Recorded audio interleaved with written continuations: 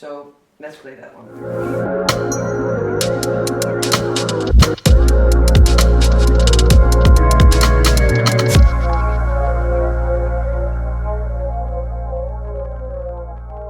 Welcome to my place. This is basically a part of the living room where I listen to music together with my boyfriend, who I live together with. Thank you, La Cabana, for inviting me to do this little insight into my music taste, motivations. It was quite a big question, like present a few of your favorite records and say something about it. It's quite challenging, so I thought it would be good to think about like some angle or a subject. So I came up with how hip-hop broadened my ears, basically. Because obviously for me it started all with hip-hop in the 90s, and through hip-hop and the producers who made the beats, I got in touch with a lot of original music, basically. But then the interesting thing also is that guys, for instance, like JD or Madlib, they were very broad in what they used for their sample work. Just like, for instance, in Detroit in general was done, also in techno and house, of course, after the radio they were listening to all the European music. So basically today I play a lot of, my sets are very versatile, and I'll tell you a little bit more about me. My sets are very versatile, and also, but to me it makes complete sense, because a lot of people before me who were doing things, they actually had the same approach. They basically were also basing a lot of their selection and their inspirations. They came from all over the place. So for me, it's always interesting and the challenge to merge the different styles and different backgrounds in music, and that makes it for me fun to do this. So for today, I thought it would be nice to go to the core of how my musical taste broadened. So that's why how hip hop broadened my ears. My very first hip hop record, I had it when I was 10 years old, I think, around 10 or 11. I was in primary school, and my sister always had the cassettes, and I would always nick them from her. And then we always got into fights, of course. So the first one is a record by Black Sheep, and it's Wolf in Sheep's Clothing. And it's a really cool lyrically and it's a native tongues group, for instance, a Tribe Called Quest and De La Soul also is.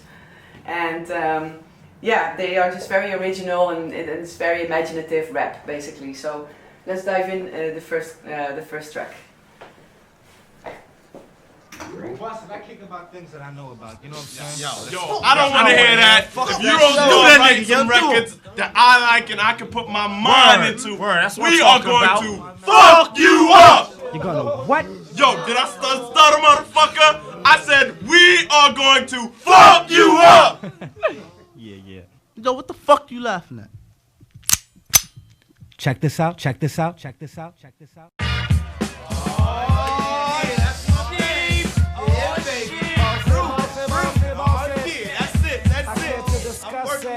Who's the black sheep? What's the black sheep? No, not who I am or when I'm coming, so you sleep. Wasn't in my realm or wasn't in your sphere. Knew not who I was, but listen here. Dress D-R-E-S, yes, I guess I can start. If this alright with you, I'll rip this head one apart. Back, middle to the front, don't front. Want a good time, wanna give you what you want. Can I hear a hey? Now get it, yo.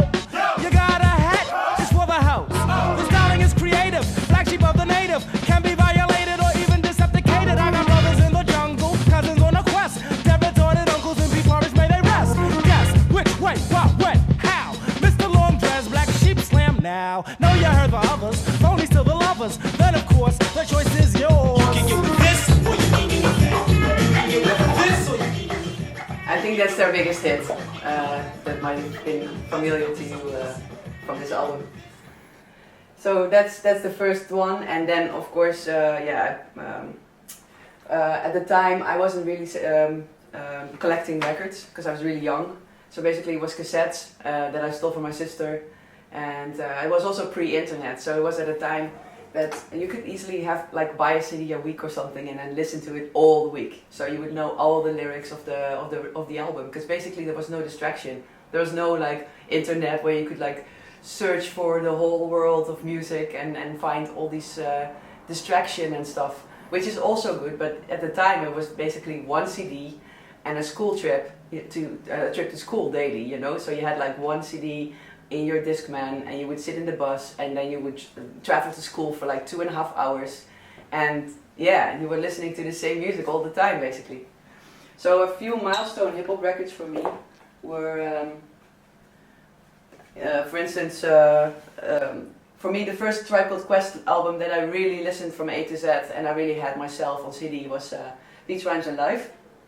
And I was really inspired by the stripped down lazy beats on the album, which was really the first time I think that the Tribe Called Quest did that. It was also a bit on Midnight Marauders, but not like as stripped down and more like electronic sounding than Beats, Rhymes and Life. So to me that was really a big one.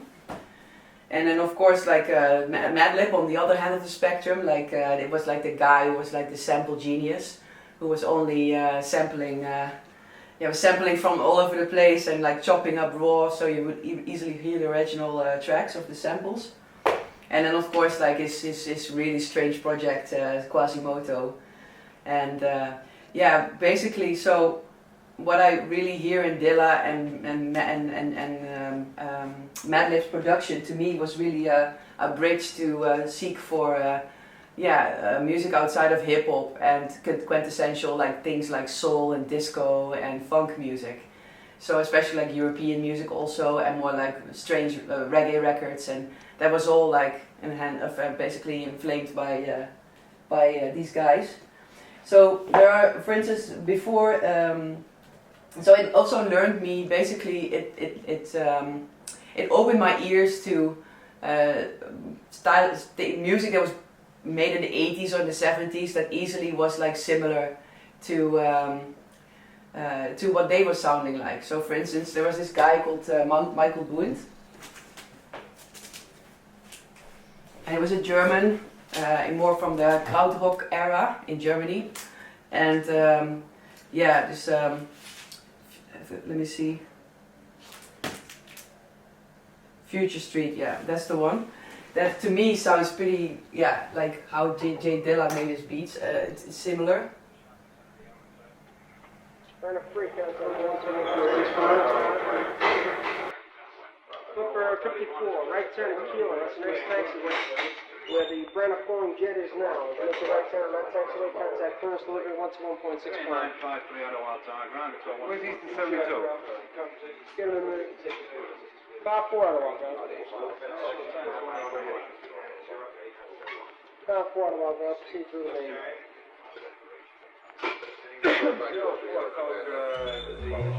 Very 953, right turn, the next taxiway, left turn on the inner perimeter, stand by for zero. 72 is the electric.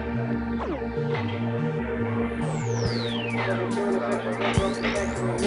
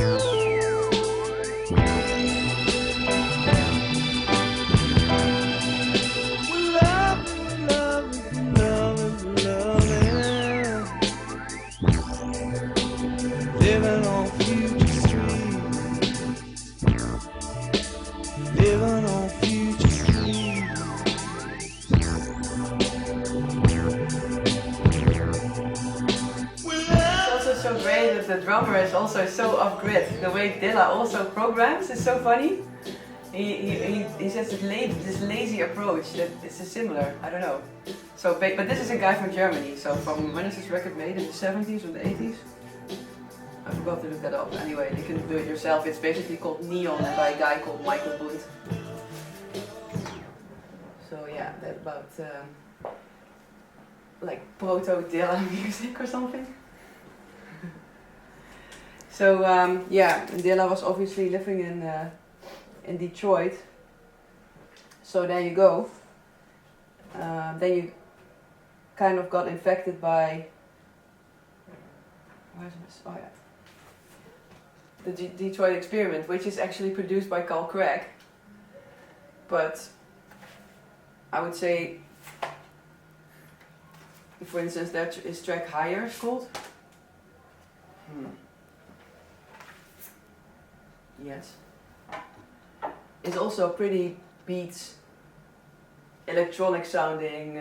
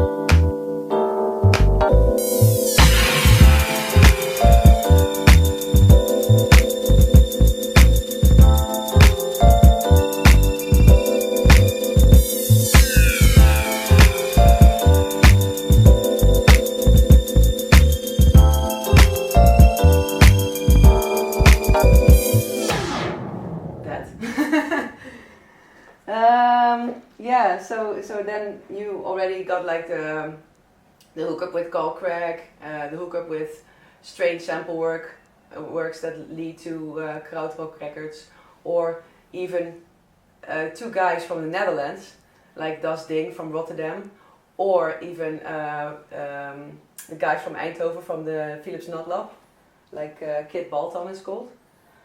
So weird sample works. The record from Eindhoven. The one from Rotterdam. Like when Minimal Wave started. This is a label from New York by Veronica van Sica. And she asked J-Rock to basically edit the tracks of the first releases on the label. And one of them was by Das Ding, HSTA. And he did an edit. So that's actually, that's a Dutch guy. Maybe you might be familiar as well, the track.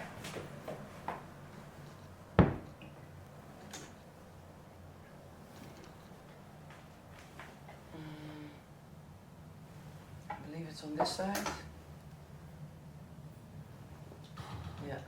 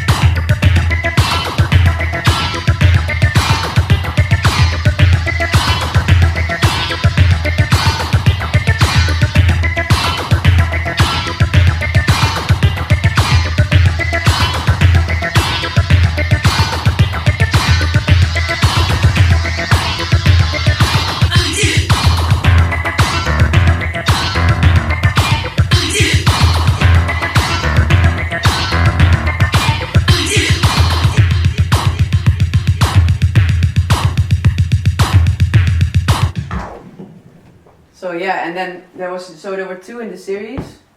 This was the fourth. This was included on the first volume, and then the second volume really holds a track. The way it's looped by J-Rock is totally in this like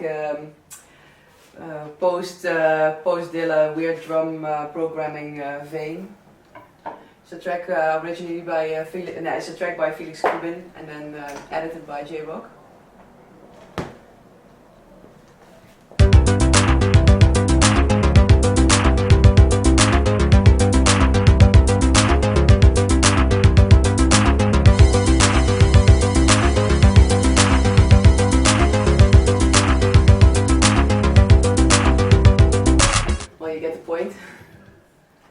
It's like a weird psychedelic beat creation, basically. So another example of how hip-hop broadened my ears is how it broadened my ears to reggae. Obviously, Madlib had this big album called Blunted in the Bomb Shelter.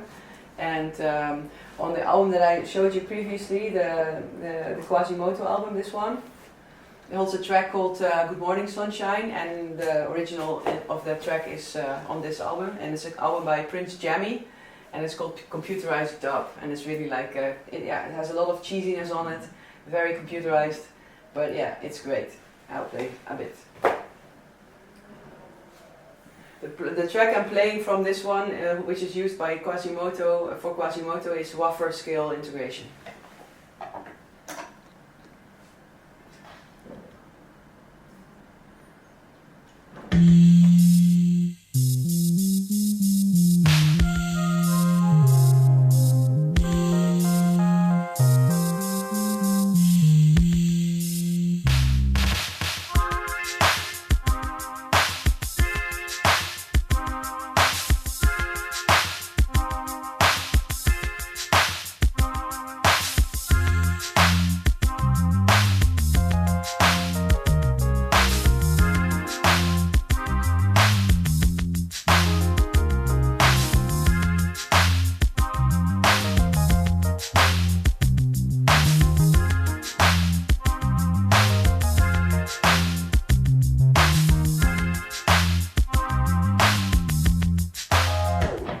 So that for Quasi and my journey to digital reggae, basically. There were more examples, but this is quite an obvious one and very easy to recognize. Then of course Dilla had a lot of like sound effects that are really weird and like European sounding, like European independent like punk bands or something. And then he used it for his tracks as just little samples or little weird stabs in his beats. So basically because of that I fell into X-Ray Pop, as a group from France, and they were also very they made really dubby punk music. So I'll play an example.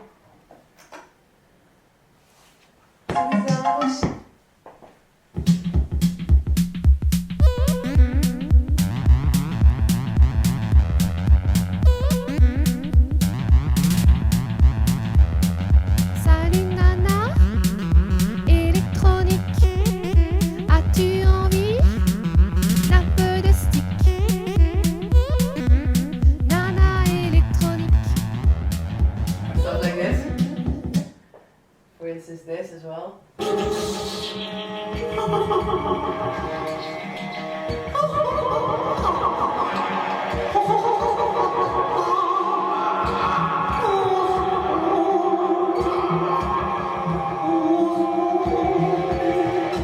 soundscapey stuff. Really weird soundscapey stuff. So that for the inspiration. And then always for me, a weak spot in music is like cinematography, or how do you say it? Stuff has to be a bit cinematic or has a good storyline. I always have a weak spot for it. So, and that's also in line with hip hop, of course, the lyrics. So when I was really young, there was this magazine called Ego Trip. And yeah, obviously a lot of hip hop heads from the 90s, 2000s, they can dream the project, because I think it's extraordinary and standalone, and basically this is the album of a book of rap lists. Well, any nerd will be extraordinarily pleased with a birthday present like this. It's, for instance, I prefer the start of the book most because then they go really into the lyrics. For instance, lyrical faux pas, and then they bust basically a lot of like lyrics that are mistaken, are complete mistakes. As for instance, that Gilles Gillespie was playing the sax instead of the trumpet and stuff like that. And yeah, they just they heard everything and they wrote everything in lists. For instance.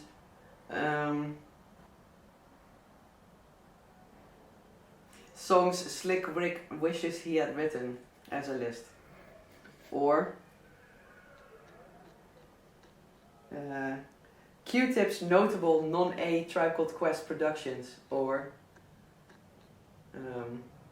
lyrics that memorable misogynistic rap music moments, or lyrics that hurt people's feelings. That's also quite good, I think. That's something you want to read, no? I'm sorry, I really think so. So, yeah, so in the lyrics department, I also have a few things that I wanted to share. Let me see. Yeah, of course, like when it comes to like funny bullshit, it was obviously also the production duo Aardvark and Steven de Peven. They made Piet Parra made a brilliant sleeve in my native tongue. That's the southern accent of Dutch. It's called Brabants. They titled it Heb jij een nieuwe jurk? And that's absolute Brabant way of saying heb jij een nieuwe jurk? Yeah, and it's also like in the same from the same era, like beats and chops and weird sample works, and so that's one. Lyrics. Let me see. Yeah, this guy, the Egyptian lover. He went to a lesbian. So basically, this is a song about a lesbian, and they had weird breakfast. That's what he said. So that's great. Oh, let's play that actually. What's also fun about this record is that he has this little sticker. It seems like a sticker, but it's just a little round on the artwork. And the funny thing is I'm always mistaken because I actually use these freaking stickers to know which is the track on the album, the right version, that I don't play the wrong version when I'm playing in the club. So I'm always like, what? Oh, it's not the actual sticker. It's weird. Anyway, yeah.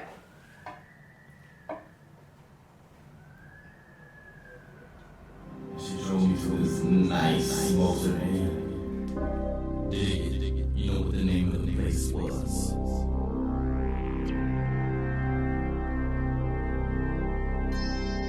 The lesbian.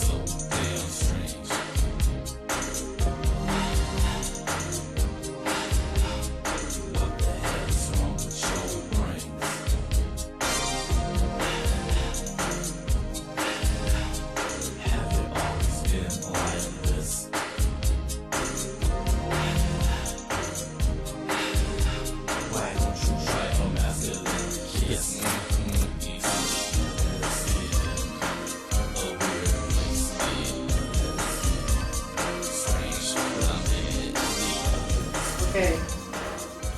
You're lesbian. Never go there if you're heterosexual. And then another one. I think I have more. Oh yeah. One of the people rockers records in hip hop that I really appreciated in the end of the 90s, you know, next to Mos Def and all the other famous ones, of course. There was this guy called DJ Spinner, And he did this album, and one track features Eminem. And the lyrics on that one, I mean, Eminem is a freak. Everybody knows it, and maybe you don't necessarily really dig his music or something, but you cannot deny the genius he is lyrically, you know, he's crazy. So there's this one track on this one, and it's called Watch These.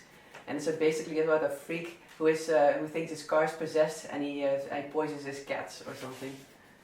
And yeah, it's just really over the top ridiculous. So let's play that one.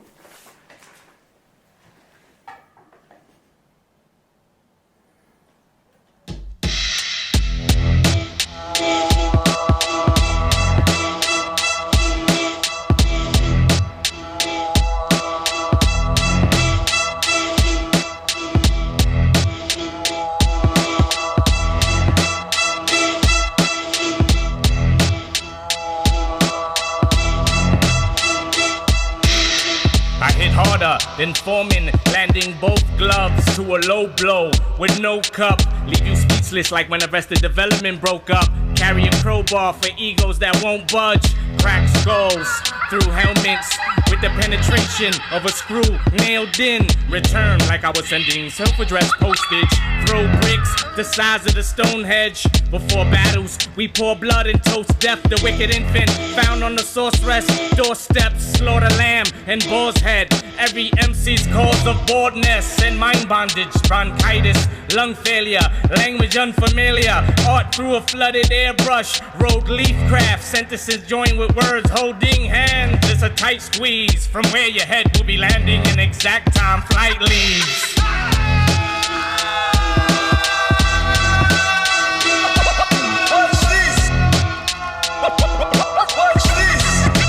Yeah, another fun fact about this record is that this is obviously released in '99, so it was like pre-internet time. Still, of course, you maybe had an email, but it wasn't like the internet marketing wasn't as developed as these days, let's say. So this record came, for instance, with this little card, and it is like a marketing card, and it says, "Thank you for purchasing this record. We want to keep you updated on all rocket releases and events, so please fill out this bounce back card and we'll keep you in touch." And then you had like a few questions, marketing questions, such as, how did you hear about this record? Which rocket releases did you buy? And then you had to basically fill it in with a pen and then put it in a mailbox. Hopefully it ended up in Brooklyn. So that's funny. It was in Brooklyn, wasn't it? Broadway, 4th floor. No, 676 Broadway, 4th floor, New York. No.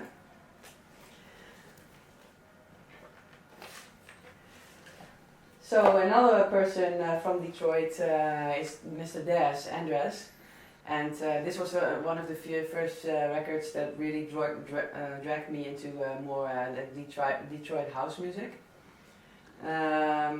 Because this album is really a favorite of mine. It holds such versatile selection of production works, varying from like hip hop, Detroit hip hop influenced, maybe also I would say like almost beat rock influenced, beat rock-esque, and like totally weird version of the Doors, the Whiskey Bar, and yeah, it's basically really good. So. For me, it was a good bridge because on one hand, you had an intro like this. I'm so hot, I'm so hot, I'm so hot. Yeah, how y'all feeling out there? And then you had like a beat rock-esque track like this.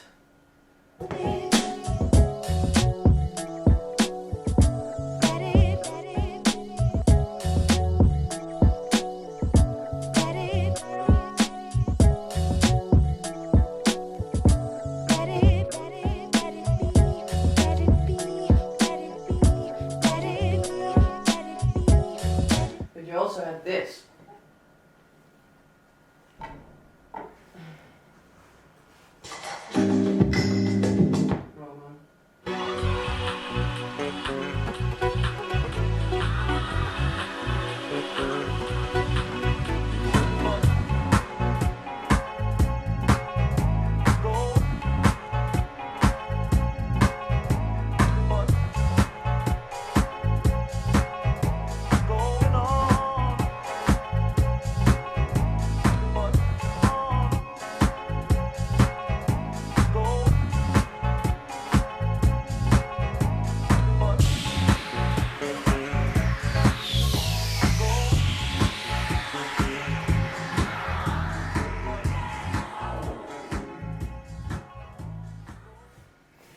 so basically from Andres, who opened my ears more to more like soulful disco sounds and house music, and this is released a while ago, and I think in the past 5 to 7 years I really developed more to house and even techno music, and with a strong hip hop, with a strong heritage in hip hop, and I hope it makes sense when I present it like this, and hope you enjoyed my selection for today, and thank you for watching, and thank you La Cabana for having me.